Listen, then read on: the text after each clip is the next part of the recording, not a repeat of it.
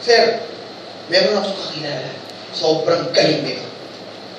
Pag nakuha natin ito, sir, payayamanin tayo nito, sir. Sobrang pusay. Sobrang daming connection. Kung na-meet ko yung tao, magaling siya magsalita. Kaya lang ang nakakalungkot, naramdaman ko, medyo mayabang. Sabi ko sa kanya, partner, iimbitahan kita umattend ng training para yung galing mong yan, lalo pa natin pagalingin. Sabi niya, alam ko na yan. Hindi na ako kailangan umattend ng mga training na yan.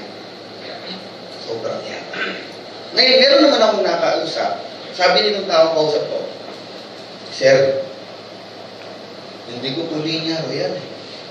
Hindi ko po linya yung magbenta.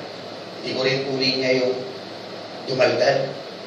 Pero sir, gusto ko pong yumaman. Kaya gusto ko pong sumali. Sir, matutulungan niyo po ba ako? Pwede niyo po ba akong i-guide? Pwede niyo po ba akong i-coach? Sa palagay niyo, sinong yayaman sa dalawa? Yung mayabang o yung coachable? Coachable. Kasi nasa kanya yung quality. Yung tinatawag natin good learning attitude. So, I encourage everyone tonight. Yan po yung unang-unang dapat meron ka. Right attitude.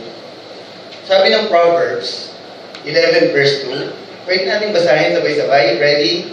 Go!